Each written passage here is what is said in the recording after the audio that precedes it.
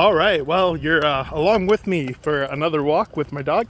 If you didn't catch my last video, I'm recording these on my walks because just honestly, I don't have time right now to sit down and make a proper video.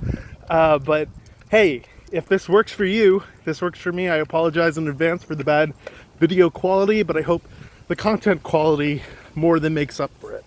We'll see. In this video, I want to continue addressing why I am not a Roman Catholic. This topic's actually pretty close to my own heart. For about a year at an evangelical seminary, pretty much Trinity Evangelical Divinity School, year and a half, I really wrestled with Roman Catholicism, and I really considered and was open to becoming a Roman Catholic if I felt the evidence pointed that way. And what happened in that search is I became actually sort of ingrained with the vision of reformational Catholicism. So I find myself a very convinced Anglican, and we'll outline what reformational Catholicism is, I hope, in the future. But for now, I want to continue sort of this critique of Roman Catholicism as part of why I'm not a Roman Catholic. And again, the goal here, as I've mentioned in other videos, is not to say that Roman Catholics are apostate or that Rome is an apostate church. I think that's a wildly unhelpful, false, slanderous accusation. But rather, I believe that Rome is a legitimate church in desperate need of reform. And I myself am praying and hoping towards reunification one day. But I do believe that the Reformers' critiques were, on the whole, accurate, and particularly in the form that they took and the expression that they took in the English church. Again, we'll get into that more. Hopefully, I'll want to dispel the notion that at least Anglicanism, or the church birthed out of Anglicanism, started as a result of Henry VIII. We'll dispel that notion. And we'll actually partially do that in this video. Because in this video, I want to start my critique of papal infallibility. Now, if papal infallibility is wrong, then it follows that Roman Catholicism is basically wrong. Now, that doesn't mean Rome would be a false church, but that would mean she'd be in need of radical reform, and basically the reformational argument would be right. So the only viable options then would either be the East or reformational Catholicism, essentially the vision of the magisterial reformers. Now, I want to begin my critique of papal infallibility in sort of a funky place, but because it allows me both to explain a little bit about Anglican history, as well as accomplish a partial critique of the English Church. And I want to talk a little bit about the papal encyclical known as Apostolica Curae. Now, as is clear, I belong to the Anglican Church, particularly its expression in the Anglican Church of North America. A bit of a history there. The ACNA, the Anglican Church of North America, was founded and constituted by various bishops from Africa and from the global south. A bunch of churches led by their priests, sometimes dioceses led by bishops, broke off. They separated from the Episcopal Church. Now, why would they do that? Well, if you don't know the history there, many Episcopal bishops were ordaining openly practicing gay clergy. There was a notorious case of a bishop named John Shelby Spong who denied the physical resurrection of Christ and did not lose his orders. So, a lot of priests were like, okay, this is bad. We're in a bad spot here. And so out of faithfulness to the gospel, they actually broke off from the Episcopal Church. Now, this created a little bit of an awkward position for a lot of Anglican churches. Some were entire dioceses that were led by a bishop, but were kind of free-floating. Others were individual parishes that were independent Anglican churches.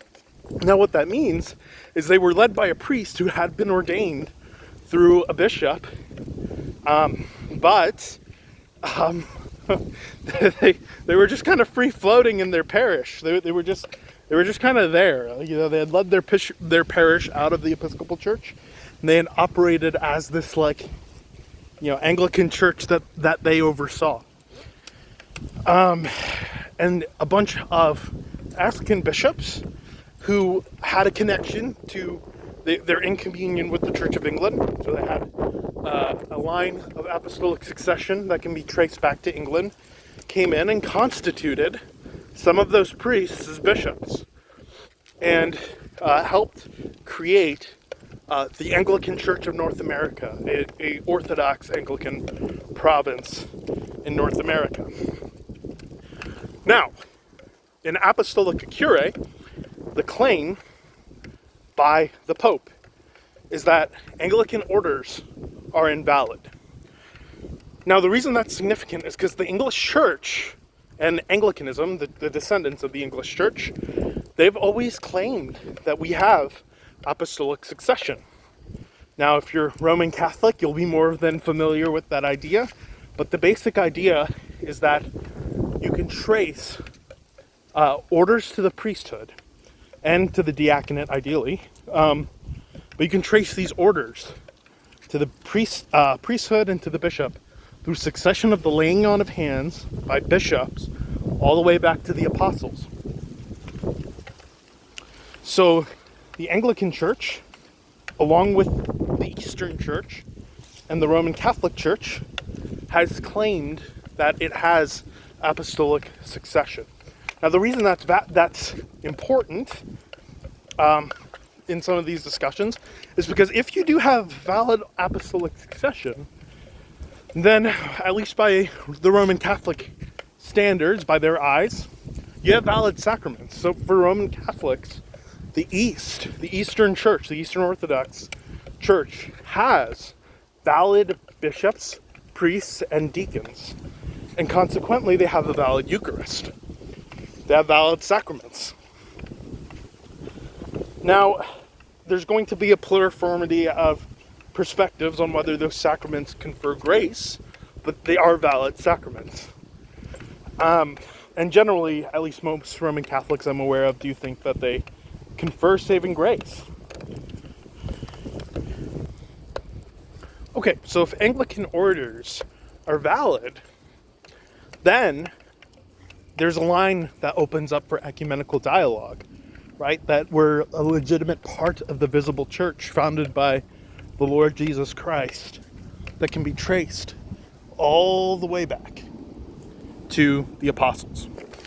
Now, if that's true, if we do have a legitimate church that can be traced back to the apostles, then reunification is a little bit easier, right? You don't have to be reordained, or the English priests, the Anglican priests and bishops would not have to be reordained, at least in theory, to bring about reunification. And further, if our orders are sacramentally valid, it sure as heck makes Anglican reunification, or at least communion with the Eastern Orthodox, possible. Okay, so here's the problem that Apostolica Curae, I would argue, presents for papal infallibility.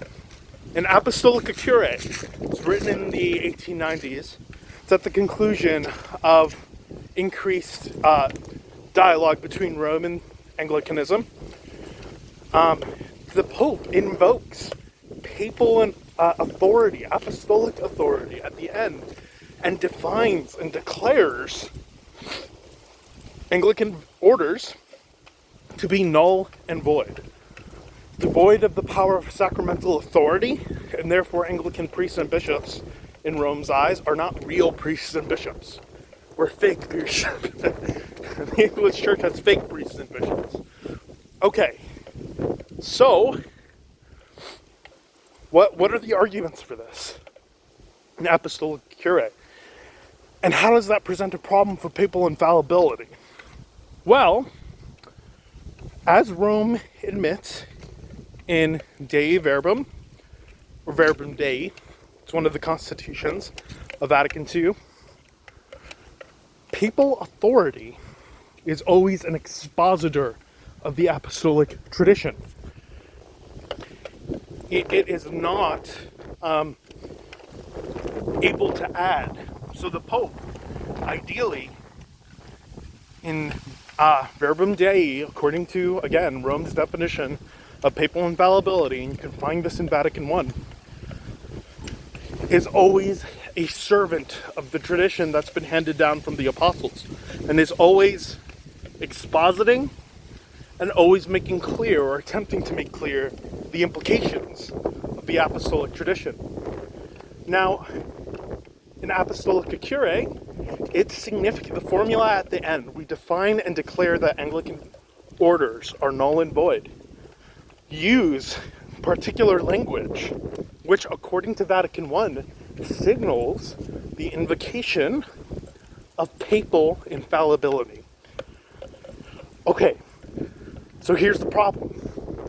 Suppose the arguments given in Apostolica Curae are bunk, or demonstrably wrong.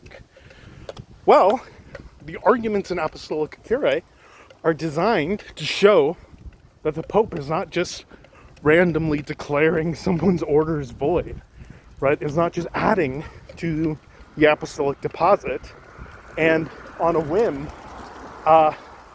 canceling out people's orders.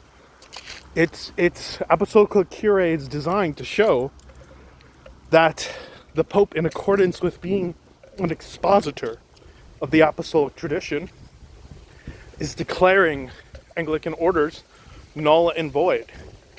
And so if those arguments are wrong, then Apostolica Curae is essentially just arbitrarily ruling out a whole province's orders. And the Pope does not have authority to do that. Why? Well, Roman Catholics are going to say, yes, he does. Well, if the Pope is always expositing the apostolic tradition, but has no connection, no valid or true connection to the apostolic tradition which he is expositing, and on that basis, on a false basis, rules out Anglican orders, well, then the claim that the Pope is just acting to exposit the apostolic tradition is false. And so if Roman Catholics, and I've encountered this claim before, that it doesn't really matter if the arguments used are valid or not, because there's an authoritative definition at the end, and that's what's infallible and irreformable.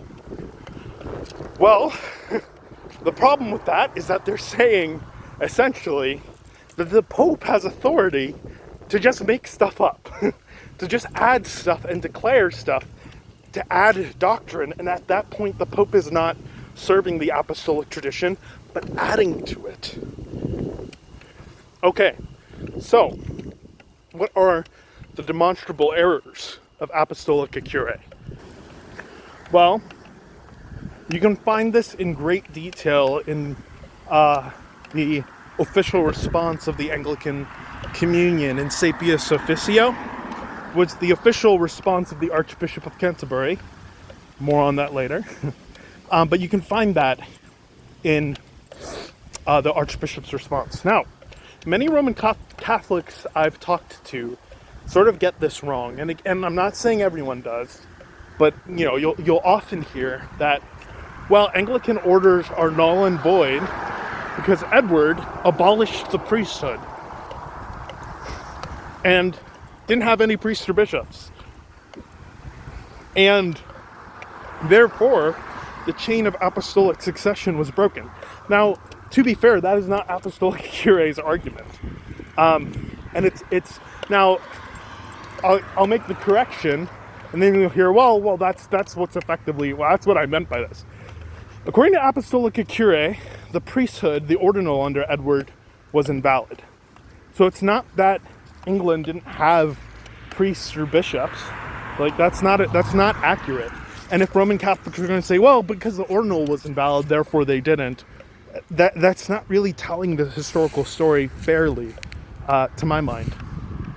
What happened is that the Edwardine ordinal, in the wake of the Reformation, changed the what's said in ordination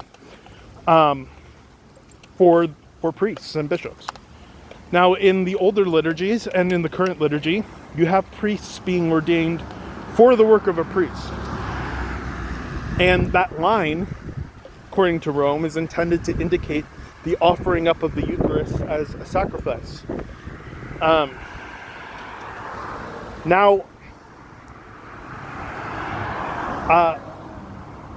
under Edward, that line's elimination, according to Apostolica Curae, meant that priests were not being ordained under Edward for the work of a priest, namely to offer up the Eucharist as a sacrifice. And so it was defective in matter, i.e. in the words being said. The words being said were not consecration for the work of a priest, and form or intent. The intent, according to Apostolica Curae, was not to ordain priests to offer up the Eucharist.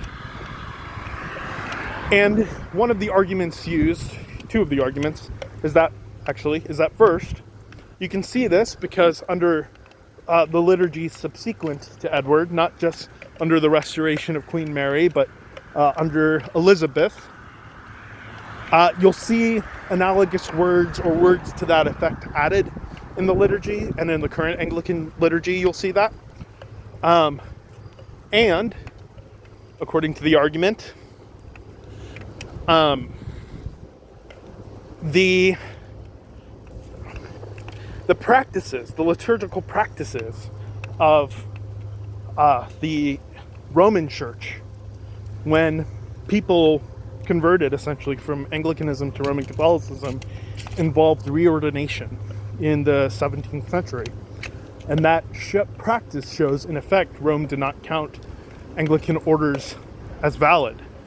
Okay, so here's what Sapius Officio points out, and how that's a really bad argument. First of all, under Mary, under the Restoration, and under Reginald Pole, who was a legate from the Roman Catholic Church to the English Church and became an English archbishop, according to him, and according to the documents during that time, the English Church was effectively reconciled. Now, the work of reconciliation was not officially said to be complete, but there weren't reordinations being done as part of the process of reconciling the English Church.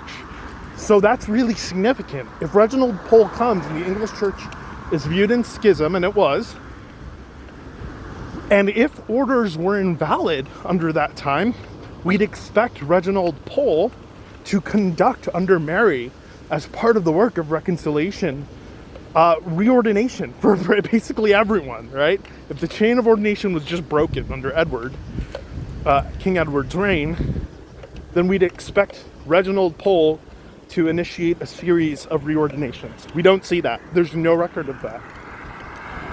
Secondly, as to converts from Roman Catholicism, or from Anglicanism to Roman Catholicism, you'll often see in such cases, as Sapius Officio points out, that the bishops in question asked to be reordained according to the Roman rite.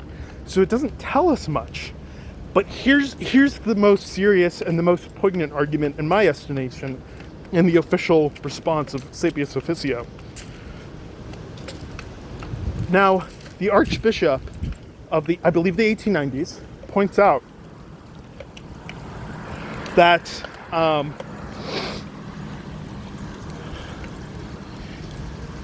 ordination prior to the Reformation era, we can find this in medieval liturgies, in the Roman Catholic Church, in the Western Church, all the way back to Hippolytus, according to the apostolic tradition, did not include the specific words in question. So Rome disqualifies Anglican orders on the basis of lacking particular words that were not used in the ancient liturgies. Now, suppose Roman Catholics say, well, but it was the intent, right? It was the intent that disqualified those orders. Here's the problem. Under King Edward, there is a clear line, even under the Edwardine ordinal, that part of the work of a priest is the administration of the sacraments. Which sacraments do you think are being talked about there? Under Anglican theology, again, as the official response points out, Anglicans do not believe the Eucharist is a mere commemoration or a mere symbol. We believe it is a Eucharistic sacrifice, and always have. Even under King Edward, it has always been said that the Eucharist is a sacrifice. Now we say it's a sacrifice of praise and thanksgiving. That does communicate the grace of the sacrifice of Christ. Through the Eucharist, you participate in the true body and blood of Jesus, particularly his body and blood shed on the cross. That's always been a part of Anglican theology. And in Apostolica Curae, Rome seems to errantly and erroneously say that while the administration of the sacraments for the English church just meant offering the Eucharist as a commemoration of Christ's death. It's not what it meant. That's not what it's ever meant in the English or Reformed churches. It's always been a true participation by the Spirit in the body and blood of Christ. It's basically in the churches downstream of Zwingli, the Zwinglian churches, that you find this bare memorialist view. Okay, error number 1. And going back to error number 2, if Anglican orders are invalid, now one might say, well, they lack the words. The Edwardine ordinal lack the words for the work of a priest, right? Now it's true, Anglicans later did add those words, but that was to be more precise and particular, right? In Hippolytus's apostolic tradition, ordination rites have added words, right? Or what's said in ordination people have added to that over time. So, and why? Why? Well, it's not because there's been a fundamental change in the idea of the priesthood, but rather just to be more particular and more precise. And that's what happened in the English church.